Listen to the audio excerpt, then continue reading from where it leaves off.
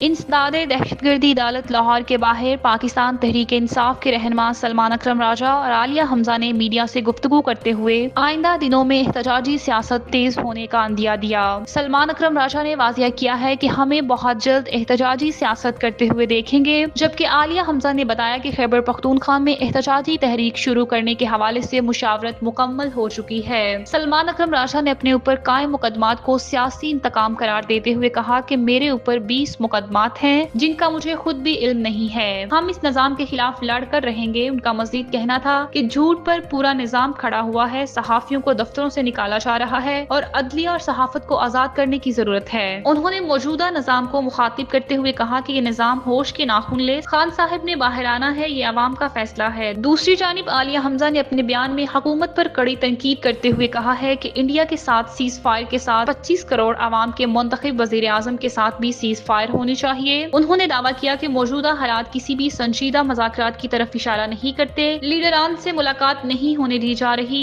FIR पर FIR दर्ज कराई जा रही है। आलिया हमजा का मजीद कहना था कि हम तो सड़कों पर ही होते हैं। एहतजाजी तहरीक पर संजीदगी से काम शुरू हो चुका है। मरियम नवाज को तनकीद का निशाना बनाते हुए उन्होंने कहा कि मैं मरियम नवाज से कहती हूँ, नवाज शरीफ एक बार मोदी का नाम लेकर बात करें, वो जबरदस्ती क्रेडिट लेना चाहती हैं।